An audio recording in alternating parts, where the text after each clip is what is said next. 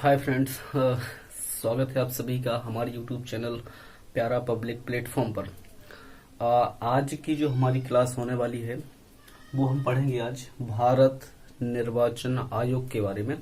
इससे पहले हम जो एमपीपीएससी के प्री की यूनिट 10 है उसमें जो आयोग दिए गए हैं उसमें सबसे पहला जो आयोग दिया गया है राष्ट्रीय मानवाधिकार आयोग के बारे में हम लोग पढ़ चुके हैं।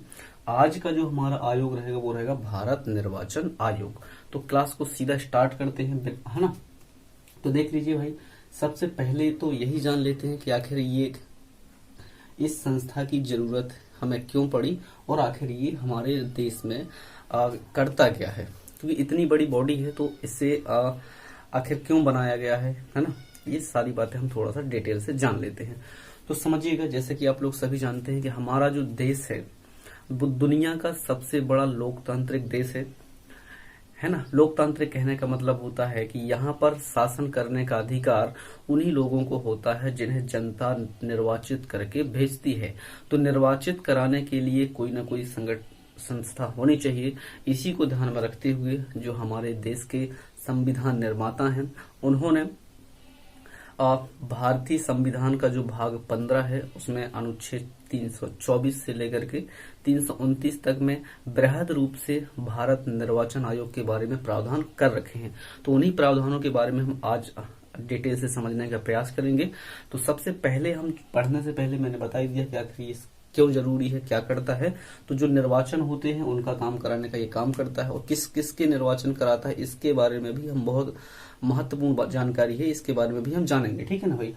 और सबसे इम्पोर्टेंट इसके बाद में जान लेते हैं सबसे पहले इसका जो परिचय होता है, आखिर ये इसका इंट्रो क्या है। क्योंकि इंट्रो से ही कई बार यदि सरल सा प्रश्न बनना होगा तो इंट्रो से ही प्रश्न बन जाता है।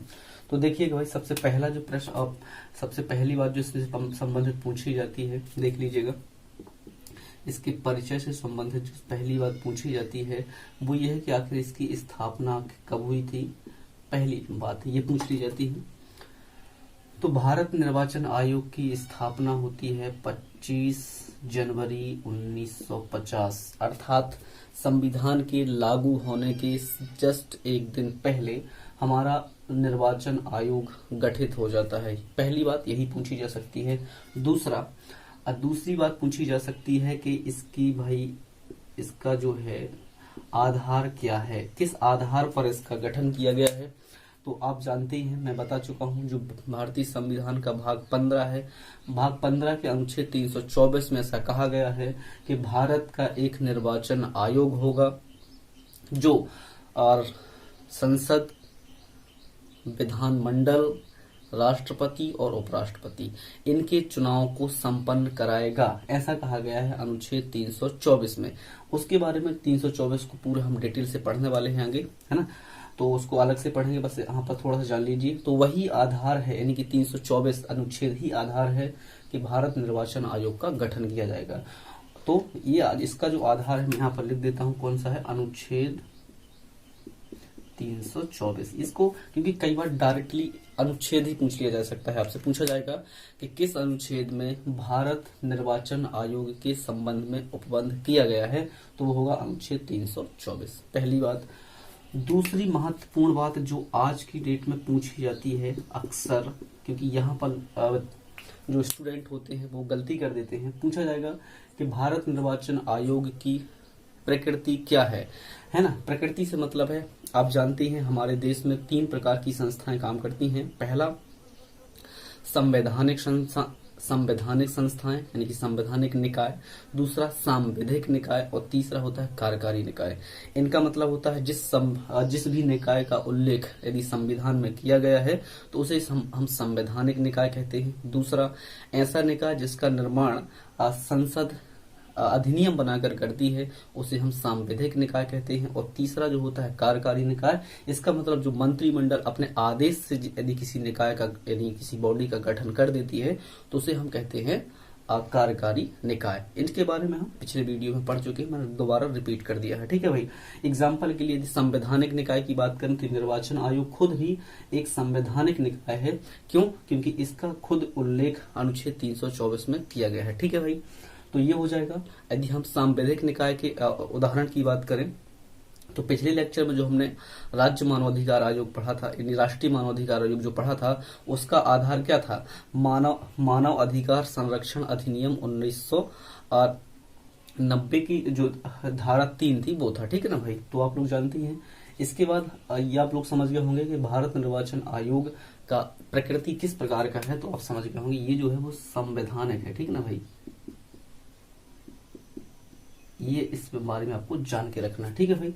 दूसरी इसमें जो इम्पोर्टेंट बात है, बस ये तीनों आपको चीज याद रखनी है कि ये जो निकाय है एक संवैधानिक निकाय है, क्योंकि इसका उल्लेख डायरेक्टली हमारे संविधान में किया गया है। दूसरी महत्वपूर्ण बात इसमें ये रखना है याद आपको कि इसके जो प्रथम अध्यक्ष थे, प्रथम अध्यक्ष का मतलब होता है इसके प्रथम मुख्य निर्वाचन आयुक्त कौन थे, तो वो थे भाई हमारे सुकुमार सेन साहब, ठीक है भाई। तो ये क्योंकि पूछा जा सकता है कई बार, है ना, कई जो हमारे यहाँ पर महत्वपूर्ण निकाय हैं, आयोग हैं, उनके प्रथम अध्यक्ष, वर्तमान अध्यक्ष, यदि कोई महिला रही है तो उसके बारे में भी प्रश्न बने हैं, है ना। इसलिए मैंने आपको एक परिचय में ही बता दिया है कि इसके जो प्रथम अध्यक्ष रहे हैं वो रहे हैं सुशील कुमार सेन, ठीक है। अगला देखिएगा, अब ये इसकी वर्तमान की बात करें भाई, तो देखिएगा वर्तमान की बात करें तो इसमें है सुशील चंद्रा जी, ठीक है। ये मैं बात जो कर रहा हूँ सुशील चंद्रा में, आज जो वीडियो बना रहा हूँ आज है 25 सितंबर, लेकिन इनकी जो नियुक्ति की गई थी वो 13 अप्रैल 2021 में की गई थी। तो तब से लेकर के अभी तक तो फिलहाल यही है सुशील चंद्रा जी, और कार्यकाल के हिसाब से ये अगले 5 साल तक बने रहेंगे, है ना, यदि बने रहते हैं तो सुशील चंद्रा जी वर्तमान में हमारे भारत निर्वाचन आयोग के अध्यक्ष हैं। दूसरी बात, इससे सबसे महत्वपूर्ण बात जो है वो ये है कि प्रथम महिला अध्यक्ष, इसके बारे में तो प्रश्न पूछा भी जा चुका है। जो लोग पेपर, जिन लोगों ने 2019 वाला जो प्री हुआ था वो दिया है, तो लोगों को याद होगा तो पूछा गया था कि भारत निर्वाचन आयोग में जो प्रथम महिला अध्यक्ष थी उनका नाम क्या था। तो आप लोग ध्यान रखिएगा, बहुत ही महत्वपूर्ण है और कई एग्जाम में पूछा गया, वीएस रमा देवी जी, ठीक है भाई। इनके बारे में आप लोग ध्यान रखिएगा। यही इसका थोड़ा सा सामान्य सा परिचय है, क्योंकि कई बार मैंने बोला ना, कई बार बेसिक क्वेश्चन ही पूछ लिया जाता है। तो ये सारे के सारे बेसिक क्वेश्चन हैं जो हमारे भारत निर्वाचन आयोग से संबंधित पूछे जा सकते हैं। हेडक्वार्टर भी पूछा लिया जा सकता है, तो आप लोग ध्यान रखिए। इनका भी हेडक्वार्टर जो है वो नई दिल्ली में, ठीक है भाई। मैं एक बार फिर से रिपीट करता हूँ, इसकी स्थापना कब हुई थी, तो 25 जनवरी 1950 को इसकी स्थापना होती है। दूसरा, इसका आधार क्या है, तो भारतीय संविधान का अनुच्छेद नंबर 23। इसकी प्रकृति क्या है, तो ये संविधान है, क्योंकि इसका उल्लेख संविधान में किया गया है। तीसरा, इसके प्रथम अध्यक्ष कौन थे, तो आप जानते हैं सुकुमार सेन जी, और इसके वर्तमान अध्यक्ष कौन है, तो सुशील चंद्रा जी, जो 13 अप्रैल से 2021 से लेकर वर्तमान अभी तक हैं। इसके बाद पूछा जाता है सबसे महत्वपूर्ण, इनकी प्रथम महिला अध्यक्ष कौन थी, तो वो थी बीएस रमा देवी जी। मेरे हिसाब से ये सामान्य बातें आपको याद हो गई होंगी, और प्लीज यदि आप 1-2 बार इनमें थोड़ा सा मेहनत करेंगे तो चीजें याद हो जानी है, ठीक है भाई। स्टार्ट करते हैं। आज की जो क्लास में सबसे इम्पोर्टेंट चीज रहेगी, इससे संबंधित जो भी महत्वपूर्ण अनुच्छेद रहेंगे उन पर हम चर्चा करने वाले हैं, ठीक है। तो प्लीज वीडियो में एंड तक बने रहें, ध्यान रखिएगा। जो भी महत्वपूर्ण है ना, उनके बारे में हम डिटेल से पढ़ने वाले हैं, तो आप लोग आप ध्यान दीजिएगा थोड़ा सा, है ना। और देखो भाई, वीडियो को यार प्लीज यार थोड़ा सा मैं थोड़ा सा आपसे बात कर लूँ 1 मिनट। वीडियो को प्लीज थोड़ा सा पूरा देखा करिए, है ना, थोड़ा सा पेशेंस बनाए रखिए, क्योंकि अब इस वीडियो को ना एक मूवी की तरह एंटरटेनमेंट करने का जो सामर्थ्य है अभी मुझ में नहीं है ना। तो थोड़ा सा पेशेंस रखिए यार, है ना। चीजें आप धीरे धीरे ही क्लियर होती हैं। यदि आपको अच्छा लगता है तो हमारा चैनल है उसको प्लीज सब्सक्राइब करिएगा और क्लास को कंटिन्यू करते हैं। देखिए भाई, तो मैंने कहा जो इससे सबसे महत्वपूर्ण जो अनुच्छेद हैं जो बार बार पूछे जा सकते हैं, तो आप देखिएगा सबसे पहला जो अनुच्छेद है इसमें जो पूछा जाएगा वो है 324 के बारे में। इसके जो उपखंड हैं, जितने सारे के सारे उपखंडों के बारे में भी हम जानेंगे। सबसे पहला जो इसका उपखंड है, एक देखो, यदि आपको उपखंड याद नहीं रहते हैं तो आपको पैनिक नहीं होना है, ठीक है। एक एक से हम जो देखो अध्ययन की सुविधा की दृष्टि से हमने जो उपखंड दिए गए हैं उनको सारे को मैं लिख दूंगा यहाँ पर। यदि आपको एज इट इज याद हो जाता है तो आप लोग याद करिएगा, नहीं तो आप 324 में जितनी भी बातें मैं यहाँ पर लिखूंगा उसको आप याद रखिएगा, ठीक है भाई। तो 324 का उपखंड नंबर जो 1 है, अपन इसके 6 उपखंडों के बारे में पढ़ेंगे। तो इसका जो पहला ही उपखंड है इसमें 2 बातें की गई हैं। देखो भाई अब आप लोग थोड़ा सा ध्यान रखिए, क्योंकि जो क्वेश्चन अब बनेंगे, जो महत्वपूर्ण प्रश्न बनेंगे, जो थोड़ा सा टफ करके बनाए जाते हैं, तो वो प्रश्न यहाँ से बनेंगे, ठीक है। इसलिए आप थोड़ा सा ध्यान रखिएगा। देखो भाई तो 324 अनुच्छेद 324 का जो उपखंड 1 है, इसमें कहा गया है कि भारत का एक निर्वाचन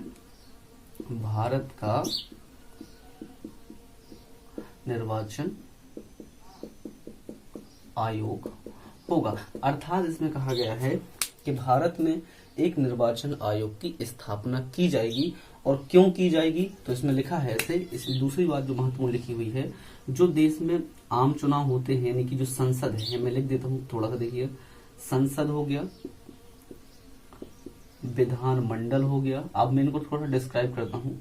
संसद हो गया, विधानमंडल हो गया, और जो प्रेसिडेंट होता है और जो वाइस प्रेसिडेंट होते हैं, यानी कि राष्ट्रपति और उपराष्ट्रपति, इनके जो चुनाव कराने का काम करेगा वो कौन करेगा, भारत का निर्वाचन आयोग। इसीलिए इसकी स्थापना की जाती है, जो कि 25 जनवरी 1950 को की गई थी। देखिएगा संसद का मतलब यहाँ पर है राज्यसभा और लोकसभा। तो राज्यसभा और लोकसभा के जो भी चुनाव होते हैं उसको कंडक्ट कौन कराता है, भारत का निर्वाचन आयोग कंडक्ट कराता है। विधानमंडल कहने का मतलब यहाँ पर है विधानसभा और विधान परिषद। इतना तो आप लोग समझने ही लगे होंगे, इन शब्दों का मतलब समझिएगा। संसद मतलब लोकसभा और राज्यसभा, विधानमंडल का मतलब राज्य की विधानसभा और विधान परिषद यदि है तो, और राष्ट्रपति और उपराष्ट्रपति, इन सब के चुनाव कराने की जो जिम्मा होता है वो अब भारत के निर्वाचन आयोग का होता है। लेकिन यहाँ पर जो बेसिकली आपको याद रखने वाली बात यह है कि हमारे देश में जो नगरीय निकाय के चुनाव होते हैं उनको कंडक्ट कराने में भारत के निर्वाचन आयोग का कोई भी उल्लेख यानी कि भूमिका नहीं होती है ना भाई। तो ध्यान रखिएगा, सिर्फ और सिर्फ संसद, विधानमंडल, राष्ट्रपति और उपराष्ट्रपति के चुनाव ही भारत निर्वाचन आयोग कराता है भाई, ठीक है। तो आई होप का आपको ये चीज समझ में आ गई होगी। ज्यादा इसमें कुछ नहीं, बस आपको ध्यान रखना है कि किस किस के चुनाव कंडक्ट कराता है भारत निर्वाचन आयोग। तो 300 अनुच्छेद का जो उपखंड 1 है बस इतनी ही बात बताता है। जो महत्वपूर्ण अनुच्छेद उपखंड है वो उपखंड नंबर 2। मैं इसको हटा देता हूँ, देखिएगा भाई। चलो अब समझते हैं थोड़ा सा उपखंड नंबर 2 को। देखिए एक एक से पढ़ते रहेंगे अपन और क्लियर हो जाएगी सारी चीज। देखो भाई तो अनुच्छेद 324 का जो उपखंड नंबर 2 है, इसमें कहा गया है आयोग की संरचना के बारे में वर्णन किया गया है। संरचना के बारे में वर्णन किया गया है और इनकी नियुक्ति को लेकर के, इनकी नियुक्ति आखिर कौन करेगा, तो इसके बारे में बताया गया है। समझ लेते हैं, है ना। संरचना से अक्सर प्रश्न पूछे गए हैं, पहले भी पूछे गए हैं और आगे भी पूछे जाएंगे, ठीक है ना भाई। तो इसलिए संरचना को समझ लीजिएगा। बाकी तो देखो सारी की चीजें नॉर्मल ही हैं, आप 1-2 बार इसमें मेहनत कर लीजिएगा, चीजें याद हो जानी है। देखो भाई स्टार्ट करते हैं। भारत निर्वाचन आयोग की संरचना से मतलब होता है किन किन लोगों से निर्वाचन आयोग बनेगा, इसका ये मतलब होता है संरचना का। तो भारत के जो संविधान है, भारतीय संविधान में कहा गया है कि इसमें एक तो मुख्य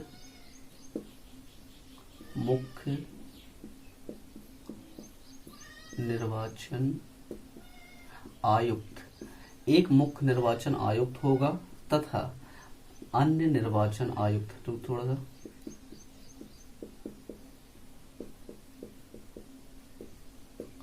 अन्य, देखो समझते हैं थोड़ा सा ना। संरचना में कहा गया है कि भारत निर्वाचन आयोग का एक मुख्य आयुक्त होगा और उतने अन्य निर्वाचन आयुक्त होंगे जितने राष्ट्रपति निर्धारित करेगा। बात समझ में आ गई आपको। मैंने क्या कहा, संविधान में ये नहीं लिखा हुआ है कि इसमें 4 सदस्य होंगे, 5 सदस्य होंगे, ये बिल्कुल नहीं लिखा है। सिर्फ इतना लिखा हुआ है कि एक मुख्य निर्वाचन आयुक्त होगा और उतने अन्य निर्वाचन आयुक्त होंगे जो राष्ट्रपति निर्धारित करेगा। ये बात लिखी हुई है अनुच्छेद 324 के उपखंड नंबर 2 में। बेसिकली याद रखिएगा, क्योंकि कई बार पूछा जा सकता है कि कितने सदस्य निकाय है, ऐसा संविधान में लिखा है। तो ऐसा संविधान में बिल्कुल नहीं लिखा है। संविधान में तो सिर्फ इतना लिखा है कि एक मुख्य निर्वाचन आयुक्त होगा और इतने निर्वाचन आयुक्त होंगे जो राष्ट्रपति निर्धारित करेगा। सिर्फ इतना लिखा हुआ है। तो ये निर्धारित करने की पावर किसके पास है? राष्ट्रपति के पास है। तो भाई जिसके पास पावर है, किसके पास है? राष्ट्रपति के पास। तो राष्ट्रपति साहब अपनी इस शक्ति का प्रयोग करते हैं। ठीक है, कब करते हैं प्रयोग? देखिएगा, जब हमारे यहाँ पर भारत निर्वाचन आयोग की स्थापना होती है ना, 25 जनवरी 1950 को, उस समय जो हमारा आयोग था वो एक सदस्यीय था। उसमें सिर्फ और सिर्फ मुख्य निर्वाचन आयुक्त ही होता था और अन्य निर्वाचन आयुक्त नहीं होते थे। लेकिन बात करते हैं, देखिएगा भाई, 1989 यानी कि देखो भाई अक्टूबर की बात है, 16 अक्टूबर, डेट भी याद रखिएगा, 16 अक्टूबर 1989 में राष्ट्रपति से मतलब यहाँ पर संसद है ना, क्योंकि संसद ही अधिनियम बना करके बनाती है और राष्ट्रपति उस चीज के नाम से उसको इम्प्लीमेंट कराती है। ठीक है ना भाई। तो राष्ट्रपति पहली बार यानी कि जो हमारा जो आयोग है वो पहली बार 16 अक्टूबर 1989 को क्या होता है, इसमें त्रिसदस्यीय बन जाता है। ठीक ना भाई, त्रिसदस्यीय से मतलब एक मुख्य निर्वाचन आयुक्त तो पहले से ही था, लेकिन 2 और अन्य निर्वाचन आयुक्तों को नियुक्त कर दिया जाता है। कब? 16 अक्टूबर 1989। तो प्रश्न बनता है यहां से कि बताइए, जो भारत का निर्वाचन आयोग है पहली बार कब बहुसदस्यीय किया गया? क्योंकि एकल सदस्य था 1950 से लेकर के 15 अक्टूबर 1989 तक, लेकिन 16 अक्टूबर को से 3 सदस्यीय कर दिया गया। तो आप आंसर देंगे 16 अक्टूबर 1989 को पहली बार निर्वाचन आयोग को बहुसदस्यीय निकाय बना दिया गया। यहां से प्रश्न यही बनता है। लेकिन होता क्या है, अगली साल यानी कि इसके एक साल बाद जस्ट 1990 में, ठीक है, किसी कारणवश, ठीक है, आपको ये कारण नहीं जानना है क्योंकि आपके पेपर में नहीं आएगा। देखो ये समझने वाली बात है सिर्फ केवल।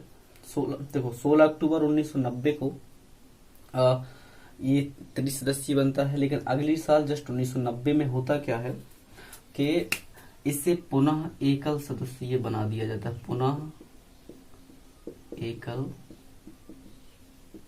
सदस्यीय निकाय बना दिया जाता है। ये यानी कि जो पहले बड़ी मुश्किल से इतने साल बाद यानी कि लगभग 40 साल बाद इसको त्रिसदस्यीय किया गया था, उसे अगले साल पुनः ही एकल सदस्यीय बना दिया गया।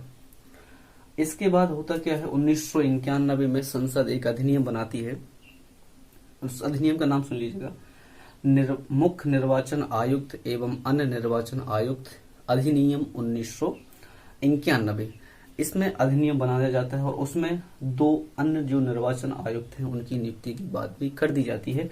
अर्थात 1993 जो अगला साल आता है 1993 में इसे पुनः त्रिसदस्यीय, ठीक है, त्रिसदस्यीय निकाय बना दिया जाता है। ये आप लोगों को याद रखना है। ठीक है भाई, निकाय है ना। कब?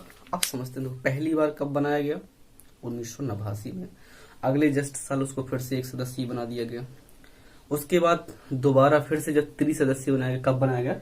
1993 में से फिर से 3 सदस्यीय निकाय के रूप में बना दिया गया, जो कि आज तक इस ऐसी ही व्यवस्था है हमारे यहाँ पर कि वर्तमान में हमारे जो निर्वाचन आयोग है भारत का, उसमें एक मुख्य निर्वाचन आयुक्त होता है और 2 अन्य निर्वाचन आयुक्त होते हैं। ठीक है भाई। तो मेरे हिसाब से आपको ये बात थोड़ा सा क्लियर हो गई होगी। संविधान में ऐसा कहीं नहीं लिखा है कि कितने सदस्य होंगे। संविधान में तो सिर्फ इतना लिखा है कि कितने होंगे, इसके निर्धारण की पावर राष्ट्रपति के पास होगी। उसी का प्रयोग करते हुए राष्ट्रपति ने भाई, है ना, 1993 में जो व्यवस्था बना दी गई है वहां पर 2 अन्य आयुक्त होते हैं और एक मुख्य आयुक्त होता है। ये बात कही गई है अनुच्छेद 324 के उपखंड नंबर 2 में। ये और उसको अलग अधिनियम बना करके ये प्रावधान कर दिए गए हैं। आई होप आपको चीज समझ में आ गई होगी। क्लास को कंटिन्यू करते हैं। देखिए भाई, संरचना तो आपको क्लियर होगी।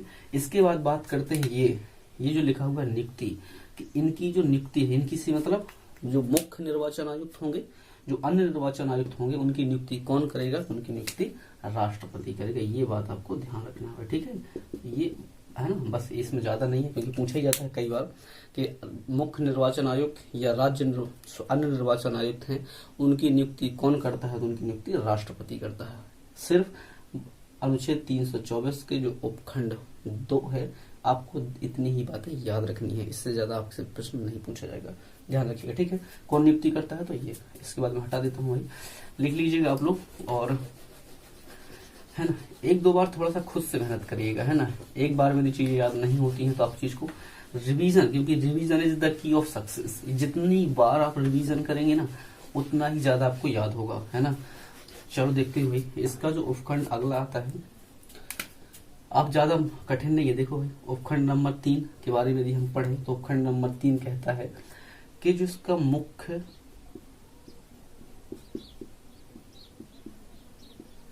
निर्वाचन आयुक्त है, इसका क्या होगा, अध्यक्ष होगा। ये बस इतनी सी बात लिख रही है। देखो क्या लिखा है, ऐसा लिखा है कि भारत निर्वाचन आयोग का जो मुख्य निर्वाचन आयुक्त होगा वही इस आयोग का अध्यक्ष होगा, सिर्फ इतना ही, बस ध्यान रखिएगा भाई। कौन अध्यक्ष होता है, तो जो मुख्य निर्वाचन आयुक्त होता है वही इसका अध्यक्ष होता है, कोई महत्वपूर्ण नहीं है, बस आपको एक बार जान लेना है। इसका उपखंड 4 के बारे में जान लेते हैं थोड़ा सा। 4 में भी कुछ नहीं कहा गया है, क्या है अभी मैं समझा देता हूँ थोड़ा सा, देखिएगा। प्रादेशिक आयुक्त होते हैं, ये कौन है, और ये इनको नियुक्त करने की जो क्षमता है वो प्रेसिडेंट के पास होती है। देखो समझते हैं क्या है, क्योंकि आप भी जानते हैं हमारे देश में इतनी बड़ी आबादी है ना, और आबादी, इतनी बड़ी आबादी होने के साथ साथ आयोग में सिर्फ 3 ही सदस्य, यानी 2 अध्यक्ष, 1 अध्यक्ष, 2 सदस्य हैं, तो वो उनके लिए पूरे देश में चुनाव को रेगुलेट करना तो पॉसिबल नहीं है। तो उनकी सहायता के लिए राष्ट्रपति के पास अनुच्छेद 324 का उपखंड 4 ऐसी पावर देता है कि वो जो प्रादेशिक आयुक्त हैं उनकी नियुक्ति कर सकता है। ये बात कही गई है अनुच्छेद 324 के उपखंड नंबर 4 में। तो आई होप आपको चीज समझ में आ गई होगी। प्रश्न पूछा जाएगा आपसे कि जो प्रादेशिक आयुक्त होते हैं उनकी नियुक्ति कौन करता है ना, तो कौन करता है भाई, राष्ट्रपति करता है। आपको ये चीज याद रखनी है और इसमें कोई महत्वपूर्ण बात नहीं है। देखिए भाई, अगला जो सबसे इसमें महत्वपूर्ण आगे वाला उपखंड है वो है उपखंड नंबर 5। इसको मैं हटा देता हूँ, मुझे थोड़ा सा ऐसा जगह चाहिए थोड़ी। देखो भाई, तो अब मैं एक बार इसका रिवीजन भी करा दूंगा आप लोगों को, देखिए भाई, ताकि आपको चीजें याद रही हैं, है ना। चलो ज्यादा परेशान नहीं होना, चीजें याद हो जाएंगी। मैंने बोला आप एक बार मैं मेहनत करता हूँ और उम्मीद करता हूँ 1-2 बार आप लोग भी मेहनत करेंगे तो चीजें नॉर्मल हो जाएंगी। देखो भाई, उपखंड नंबर जो अनुच्छेद 324 का उपखंड नंबर 5 है, इसके बारे में क्या क्या लिखा है उसके बारे में समझते हैं थोड़ा सा डिटेल से। देखो भाई समझते हैं, इसके बारे में सबसे पहला लिखा हुआ है जो, देखो, निर्वाचन आयुक्त होगा, निर्वाचन आयुक्त, या फिर जो यहाँ पर चीफ है ना, मुख्य है, अन्य जो निर्वाचन आयुक्त हैं, देखो मुख्य निर्वाचन आयुक्त और अन्य निर्वाचन आयुक्तों की जो, देखो भाई, सेवा शर्तें और पदावधि, इसके बारे में प्रावधान किया गया है अनुच्छेद 324 के उपखंड नंबर 5 में। अब क्या कहा गया वो जानना बहुत महत्वपूर्ण है। आपसे कभी भी पूछा जाए कि जो निर्वाचन आयोग होता है उसके सदस्यों की सेवा शर्तें और पदावधि का उल्लेख किस अनुच्छेद में है, तो पूरा पूछा जाए तो अनुच्छेद 324 को उपखंड नंबर 5 में, और केवल अनुच्छेद भर पूछा जाता है यदि अलग से तो 324 में। पहली बात आपको याद रखना है। अब इसमें कहा क्या गया है वो समझने की बात है, ठीक है, क्योंकि यहीं से प्रश्न बनने वाला है, पूछा जाएगा। देखो यहाँ कहा गया है कि जो मुख्य निर्वाचन आयुक्त है और जो अन्य निर्वाचन आयुक्त है, इनकी सेवा शर्तें और पदावधि का निर्धारण करने का जो शक्ति है वो सिर्फ और सिर्फ राष्ट्रपति के पास होती है। ऐसा सिर्फ इतना कहा गया है, आप लोग याद रखिएगा, ठीक है भाई। ऐसा नहीं कहा गया कि कितने साल होगा या फिर कितनी वेतन दी जाएगी, ऐसा कुछ नहीं कहा गया है। सिर्फ कहा गया है कि निर्वाचन आयुक्त, जो अन्य निर्वाचन आयुक्त, इन सब की सेवा शर्तें, वेतन भत्ते, पदावधि, इन सब का निर्धारण करने का जो पावर रहेगा वो राष्ट्रपति के पास रहेगा। सिर्फ इतनी बात कही गई है ना। अब इसी शक्ति का, जो शक्ति आपको इस अनुच्छेद में राष्ट्रपति जी को दी गई थी, इसी शक्ति का उपयोग करते हो। अब शक्ति का प्रयोग कौन करता है, मैं बता ही दिया है, राष्ट्रपति खुद कुछ नहीं करता है, तो संसद इस शक्ति का प्रयोग करती है 1991 में और बना देती है, देखो भाई, मुख्य निर्वाचन आयुक्त और सेवा संबंधी जो अधिनियम था, मैं पूरा नहीं लिखता हूँ, अधिनियम 1991 है ना, ये देखिएगा। देखो, मुख्य निर्वाचन आयुक्त एवं अन्य निर्वाचन आयुक्त सेवा और सेवा शर्तें अधिनियम 1991, ये बनाया जाता है 1991 में संसद के द्वारा। और इसमें ही सारी की सारी बातें जो भी इनसे संबंधित हैं, यानी कि इनका वेतन कितना होगा, है ना, इनकी पदावधि क्या होगी, है ना, ये सारी की सारी बातें लिख दी गई हैं इसी वाले अनुच्छेद में। ठीक है, इनका त्याग पत्र कौन होगा, कैसे इनको हटाया जाएगा, इन सारी सारी प्रक्रियाओं का जो उल्लेख किया गया है वो इसी अधिनियम में किया गया है ना। तो इसको समझ लेते हैं थोड़ा सा। देखो, बात समझ गए, क्योंकि यहाँ से प्रश्न आपसे पूछा जाएगा कि निम्नलिखित में से किस बात का उल्लेख भारतीय संविधान में नहीं है, वो भी निर्वाचन आयोग से संबंधित। तो पूछा जाएगा नंबर 1, क्या ऐसा जैसे पूछ लिया जाएगा कि निर्वाचन आयोग के कार्यकाल ये निर्धारित नहीं है, या फिर पूछा जाएगा जो मुख्य निर्वाचन आयोग है इसकी संरचना का।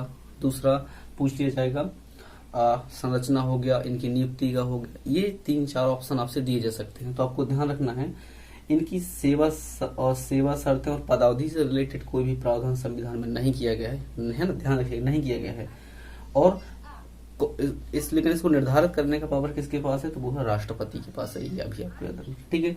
किस अधिनियम के द्वारा किया गया, तो इस अधिनियम के द्वारा किया गया। अब इस अधिनियम में क्या क्या कहा गया वो समझना जरूरी है। देखो भाई, इस अधिनियम में अब जो बात कही गई, पहले नंबर कहा गया कि इनकी जो पदावधि होगी, सबसे इम्पोर्टेंट बात है वो, देखो भाई, 6 वर्ष या फिर 65 वर्ष होगी। अब इतना तो समझने लगे होंगे आप लोग, है ना। 6 वर्ष से 65 वर्ष दोनों की, है ना, चाहे वो मुख्य निर्वाचन आयुक्त हो चाहे अन्य निर्वाचन आयुक्त हो, दोनों का जो कार्यकाल रहेगा वो 6 वर्ष या फिर 65 वर्ष की आयु तक रहेगा, जो भी पहले हो जाए इसमें से।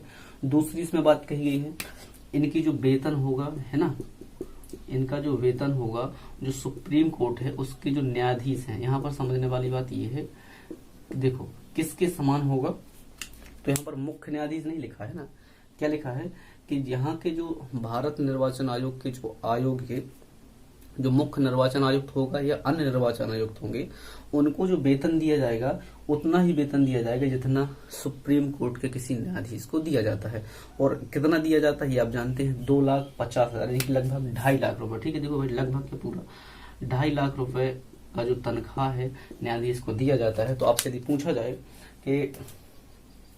पूछा जाए कि वर्तमान में जो मुख्य निर्वाचन आयुक्त और अन्य निर्वाचन आयुक्त हैं उनका वेतन कितना है, तो 2.5 लाख है। क्यों? अकॉर्डिंग टू दिस एक्ट, है ना, इसमें कहा गया है कि भाई जो इनका वेतन होगा वो सुप्रीम कोर्ट के न्यायाधीश के बराबर होगा, ये याद रखिएगा। दूसरी बात इसमें जो कही गई है, ऐसी बस ज्यादा इंपॉर्टेंट नहीं, आप लोग सुन लीजिएगा। इसकी एक धारा जो है, धारा 3, ठीक है, उसमें कहा गया है कि जो निर्वाचन आयुक्त होगा और मुख्य निर्वाचन आयुक्त होगा, उनकी सेवा शर्तें और पदावधि एक समान होंगे, मतलब उनमें कोई अंतर नहीं होगा, ये बात कही गई है इसमें। तो आपको ज्यादा चीजें याद नहीं रखनी, बस ये महत्वपूर्ण था, मैंने जो बता दी, जो आपसे पूछा जा सकता है। देखो कितने साल का होता है कार्यकाल, तो 6 वर्ष या 65 वर्ष, जो भी आगे हो जाए। वेतन कितना होगा, तो इसके बराबर होगा, वर्तमान में है कितना, तो 2.5 लाख रुपए है। ठीक है, ये बस आपको चीजें याद रखनी थी इस वाले उपखंड से। एक चीज और इसमें उपखंड में जो पूछी जाती है मैं बता देता हूँ, थोड़ा मैं हटा दूं भैया, है ना। मैं उम्मीद करता हूँ आप लोगों को ये चीजें थोड़ा सा क्लियर हो गई होंगी। देखो आगे देखते हैं, वीडियो ज्यादा बड़ा ना हो जाए इसलिए थोड़ा सा इसको थोड़ा सा फास्ट कर देता हूँ। आप लोग, है ना, काफी समझदार है, समझते हो इस चीज को। देखो भाई, देखिए भाई, समझते हैं। इसका उपखंड में जो एक और बात लिखी हुई है, इसी उपखंड में त्याग पत्र के बारे में बताया गया है। त्याग पत्र या फिर इसको हटाने की प्रोसेस क्या होगी, ये भी इसमें बताया गया। दोनों अलग अलग बातें मैं समझ लेता हूँ। कहा गया है अनुच्छेद 324 के उपखंड नंबर 5 में कि जो मुख्य निर्वाचन आयुक्त होगा और जो अन्य निर्वाचन आयुक्त होंगे, अपना जो त्याग पत्र है वो किसे देंगे भाई, तो राष्ट्रपति को देंगे। ये बात भी कही गई थी। पूछा जाता है कई बार कि जो अन्य निर्वाचन आयुक्त हैं या फिर मुख्य निर्वाचन आयुक्त हैं, अपना त्याग पत्र किसे देते हैं, तो आपको बेसिकली याद रखना है, जो अपना त्याग पत्र है ये लोग राष्ट्रपति जी को देते हैं, ये ध्यान रखिएगा। दूसरी बात, इसको हटाया कैसे जाएगा, कौन हटा सकता है इसको, तो देखो भाई, त्याग पत्र का मतलब है कोई कैंडिडेट स्वेच्छा से दे रहा है, लेकिन हटाने का मतलब है उस पर कुछ आरोप लगाए गए हैं और आरोप की सत्यता की जांच के बाद राष्ट्रपति उसको हटा रहा है।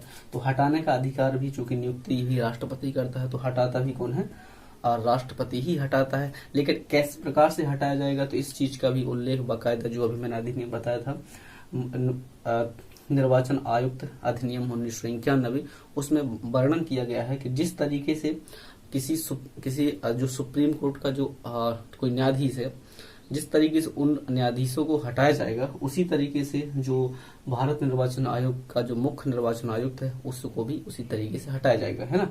तो कौन हटा सकता है, राष्ट्रपति हटा सकता है। राष्ट्रपति हटा सकता है। आधार क्या हो सकता है, तो वही होते हैं साबित कदाचार और अक्षमता वगैरह होते हैं, आधार होते हैं। अब कैसे हटाया जाएगा थोड़ा सा वो समझ लेते हैं, ठीक ना भाई। देखो भाई मैंने क्या कहा, इसमें लिखा हुआ है कि कैसे हटाया जाएगा, जिस प्रकार सुप्रीम कोर्ट के न्यायाधीश को हटाया जाएगा, है ना भाई। इस तरीके से देखो, पूरी बात नहीं लिखता हूं, जिस प्रकार से सुप्रीम कोर्ट के न्यायाधीश को हटाया जाएगा उसी प्रकार से वही प्रोसेस जो है वो भारत निर्वाचन आयोग के आयुक्त को हटाने के लिए फॉलो करनी पड़ेगी। तो क्या वो प्रोसेस है उसको मैं बता देता हूँ, आप लोग थोड़ा सा लिख लीजिएगा, मैं बोल देता हूँ। देखो सबसे पहले क्या होता है, जैसे मान लीजिए हमें जो अनुच्छेद 124 है, अनुच्छेद 124 जो संविधान का है, देखिए भाई संविधान के अनुच्छेद 124 में सुप्रीम कोर्ट के न्यायाधीश को हटाने की प्रक्रिया का वर्णन किया गया है, ठीक है ना भाई।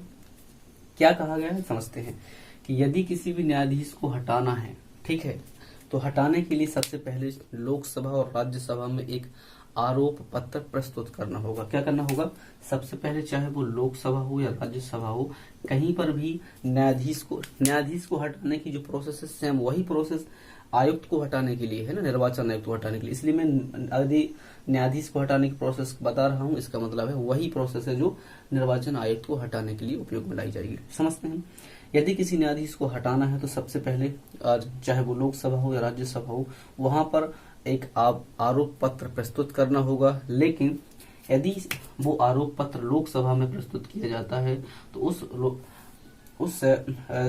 लोकसभा में उस आरोप पत्र में कम से कम 100 सदस्यों की स्वीकृति लेना अनिवार्य हो जाता है। और यदि वही आरोप पत्र राज्यसभा में स्टार्ट किया जा रहा है यानी प्रस्तुत किया जा रहा है, तो उसमें लगभग कम से कम 50 सदस्यों के हस्ताक्षर होना अनिवार्य है। ये पहली प्राथमिकता होती है। इसके बाद इस आरोप पत्र को जो यदि लोकसभा में प्रस्तुत किया गया है तो लोकसभा के अध्यक्ष को दिया जाएगा, यदि राज्यसभा में प्रस्तुत किया गया है तो राज्यसभा के अध्यक्ष को दिया जाएगा। अब अध्यक्ष सभापति के पास पावर होता है कि वो इस आरोप पत्र को स्वीकार या अस्वीकार कर सकता है। लेकिन यदि मान लीजिए ये स्टेप भी पूरा हो जाता है, अध्यक्ष और जो सभापति है इनमें से किसी ने एक ने इसको स्वीकार कर लिया है, तो इसके लिए क्या किया जाएगा, अब जो होगा इनके आरोपों की जांच कराई जाएगी। क्या कराया जाएगा, इन पर जो इनकी जो न्यायाधीश पर आरोप लगे हैं उनकी जांच कराई जाएगी। और जांच होगा, देखो भाई यदि लोकसभा अध्यक्ष या राज्यसभा का सभापति आरोप पत्र की स्वीकृति दे देता है तो उस पर आरोप जो लगाए गए हैं उस आरोप की जांच के लिए एक समिति गठित की जाएगी, जिसमें या तो सुप्रीम कोर्ट का चीफ जस्टिस शामिल होगा या कोई अन्य जस्टिस शामिल किया जाएगा। दूसरा जो सदस्य होगा वो किसी भी हाई कोर्ट का मुख्य न्यायाधीश होगा। और तीसरा जो होगा सदस्य उस समिति में वो होगा प्रसिद्ध विधिवेत्ता होगा। इन 3 लोगों की समिति उन आरोपों की जांच करेगी। आरोपों की जांच करने के बाद यदि आरोप सही पाए जाते हैं तो प्रत्येक सदन में जो आरोप पत्र होगा उस आरोप पत्र को विशेष बहुमत से पारित होना अनिवार्य होता है। देखो भाई क्या होना चाहिए, विशेष बहुमत। विशेष बहुमत का मतलब होता है 2/3, है ना, दोनों सदनों में अलग अलग। यदि लोकसभा में पारित करना है तो लोकसभा में जो पारित किया जाएगा, है ना, उसके लगभग जो उपस्थित हैं और मतदान करने वाले जो सदस्य हैं उनके 2/3 बहुमत से उस विधेयक को पारित किया जाएगा। इसके बाद ये दूसरे सदन में भेजा जाएगा यानी कि राज्यसभा में जाएगा, तो राज्यसभा भी उसे विशेष बहुमत यानी कि 2/3 बहुमत से पारित कर देती है। तो राष्ट्रपति जो सुप्रीम कोर्ट के जो न्यायाधीश होते हैं उसे हटा देता है ना। ये प्रोसेस होती है न्यायाधीश को हटाने की। यही सेम प्रोसेस जो मैंने बताई है, बस नाम चेंज होता है, वो होता है भारत निर्वाचन आयुक्त। इनकी हटाने के लिए भी यही प्रोसेस अपनाई जाती है। दूसरी बात आपको याद रखना है ये कि जो अन्य निर्वाचन आयुक्त होते हैं उनको राष्ट्रपति बिना मुख्य निर्वाचन आयुक्त की परमिशन के नहीं हटा सकता है, ये भी आप बात ध्यान रखेंगे। तो आई होप आपको ये चीजें थोड़ा सा क्लियर हो गए होंगे, उम्मीद करता हूँ, है ना। ये इस प्रोसेस भी आपको समझ में आ गई हो। मैं एक बार फिर से रिपीट करता हूँ। सबसे पहले आरोप पत्र यदि लोकसभा में स्टार्ट होता है तो 100 सदस्य और राज्यसभा में स्टार्ट होता है तो 50 सदस्यों की जरूरत पड़ेगी। इसके बाद उस लोकसभा का अध्यक्ष या सभापति जो राज्यसभा का होता है स्वीकार कर लेता है, तो उस पर लगाए गए आरोपों यानी कि सदस्य न्यायाधीश पर लगाए गए आरोपों की जांच एक समिति करेगी। उस समिति में 3 सदस्य होते हैं। नंबर 1 पर होता है जो सुप्रीम कोर्ट होता है, सुप्रीम कोर्ट का मुख्य न्यायाधीश या फिर कोई अन्य न्यायाधीश भी हो सकता है। दूसरा जो सदस्य होगा उस समिति में वो होगा किसी भी हाई कोर्ट का मुख्य न्यायाधीश, और तीसरा सदस्य होता है विधिवेत्ता, कोई प्रसिद्ध विधिवेत्ता हो। इसके बाद यदि समिति उस व्यक्ति पर यानी उस न्यायाधीश पर लगे हुए आरोपों की पुष्टि कर देती है तो फिर दोनों सदनों में उस आरोप पत्र यानी कि विधेयक को दोनों सदनों में विशेष बहुमत के साथ यानी कि 2/3 बहुमत के साथ पारित किया जाना चाहिए। यदि ऐसा हो जाता है तो राष्ट्रपति उसी तारीख से किसी न्यायाधीश को उसके पद से हटा सकता है। ये प्रोसेस होती है किसी न्यायाधीश को हटाने की, ठीक है ना भाई। तो आई होप आपको चीज समझ में आ गई होगी। स्टार्ट करते हैं। इसमें जो 1-2 चीजें और महत्वपूर्ण बची हैं उनको बारे में पढ़ लेते हैं। और जो अनुच्छेद 324 का एक और उपखंड बचा हुआ है वो 6 है, जिसमें कोई खास बात नहीं है, बस थोड़ा सा ध्यान रखिएगा। मैं बोल देता हूँ, आप लोग ध्यान रखिएगा। देखो भाई,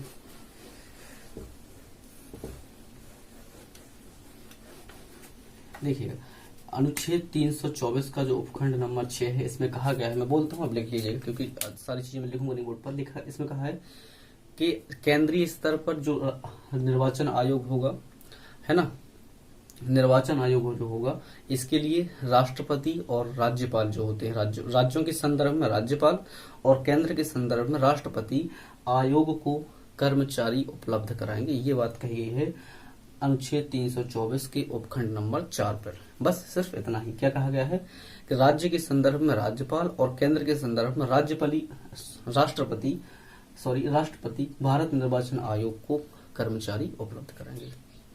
बस सिर्फ 324 खत्म हो जाता है। इसमें सिर्फ इतना ही था, ठीक है भाई। अगला जो अनुच्छेद आता है सबसे महत्वपूर्ण, इससे पूछा जाएगा, जो इससे यदि पूछा जाता है तो देखिएगा भाई, आप कुछ ज्यादा महत्वपूर्ण नहीं बचा, बस थोड़े से सामान्य सी बातें हैं।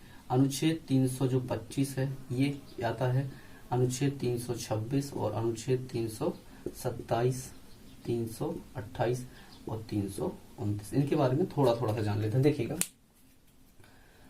इसमें कहा गया है, जो अनुच्छेद 325 है, इसमें कहा गया है कि जो निर्वाचन आयोग होगा, निर्वाचन आयोग निर्वाचक नामावली बनाते समय किसी भी व्यक्ति के साथ, है ना, धर्म, मूल वंश, जाति या लिंग के आधार पर भेदभाव नहीं करेगा। आप लिखते चलिएगा, है ना, मैं लिखता नहीं तो वीडियो ज्यादा बड़ा हो जाएगा। क्या कहा गया है अनुच्छेद 325 में कि निर्वाचक नामावली यानी कि निर्वाचन की मतदान की प्रक्रिया में भाग लेने के लिए आयोग किसी व्यक्ति को धर्म, मूल वंश, जाति या लिंग के आधार पर आयोग नहीं ठहराएगा। ये बात कही गई है अनुच्छेद 325 में। बस जानना है, बस थोड़ा सा। अनुच्छेद 326 ये थोड़ा सा महत्वपूर्ण है, जान लीजिएगा। देखो, ये भी महत्वपूर्ण है, जो पढ़ना ये देखिए, ये सबसे महत्वपूर्ण है। अनुच्छेद 326 कहता है कि जो वयस्क मताधिकार की बात करता है, मैं बताता हूँ क्या है ये। देखिएगा, अनुच्छेद 326 कहता है कि जो संसद के चुनाव, जो संसद मतलब जो लोकसभा यानी कि जो आम चुनाव है और जो विधानसभा के जो चुनाव होंगे वो वयस्क मताधिकार के आधार पर होंगे। वयस्क मताधिकार का मतलब होगा एक निर्धारित आयु, यानी कि वर्तमान में जो हमारे यहाँ पर है 18 वर्ष से जो भी आयु के 18 वर्ष से अधिक आयु के जो भी उम्मीदवार हैं वो लोग ही निर्वाचन की प्रक्रिया में भाग ले सकते हैं, इससे कम उम्र के नहीं ले सकते हैं। तो ऐसा कहाँ का है, प्रश्न आपसे पूछा जाएगा कि ऐसा कहाँ कहा गया है कि जो चुनाव होंगे वो वयस्क मताधिकार के आधार पर होंगे, वो लिखा है अनुच्छेद 326 में, ठीक है भाई। और इससे संबंधित एक जो संविधान संशोधन अधिनियम पूछा जाता है, देखिए भाई, 61वां संविधान संशोधन अधिनियम 1989। इसमें जो क्या था, अब जब हमारा निर्वाचन आयोग बना था उस टाइम पे जो वोट यानी कि मत देने की जो उम्र थी उसको 21 साल किया गया था, 21 साल निर्धारित की गई थी। लेकिन 61वां संविधान संशोधन अधिनियम 1989 में प्रावधान कर दिया गया कि ऐसे व्यक्ति भी अपने मताधिकार के मत देने का अधिकार रखेंगे जिनकी आयु 18 वर्ष से अधिक है ना। तो ये संविधान संशोधन भी पिछले कई एग्जाम में पूछा जाता है कि किस संविधान संशोधन के द्वारा मतदान की आयु को घटा करके 18 वर्ष कर दिया गया था। तो वो था 61वां संविधान संशोधन 1989। ठीक है भाई, इसको आप याद रखिएगा। देखिए इसमें क्या लिखा हुआ है, 327 में ये लिखा हुआ है कि भाई ऐसा लिखा हुआ है कि जो राज्य विधानमंडल की जो चुनाव होते हैं उनसे संबंधित नियम बनाने की जो शक्ति होगी वो संसद के पास होगी, ऐसा उसमें लिखा हुआ है। ठीक है ना भाई, दोनों नियम बनाते हैं, लेकिन यदि केंद्रीय महत्व यानी कि देश के महत्व से कोई संबंध जुड़ा है, जो राज्य विधानमंडल के जो चुनाव होते हैं और वो राष्ट्रीय महत्व का है, तो उससे संबंधित जो नियम बनाए जाएंगे वो केंद्र सरकार नियम बनाएगी, यानी कि संसद नियम बनाएगी।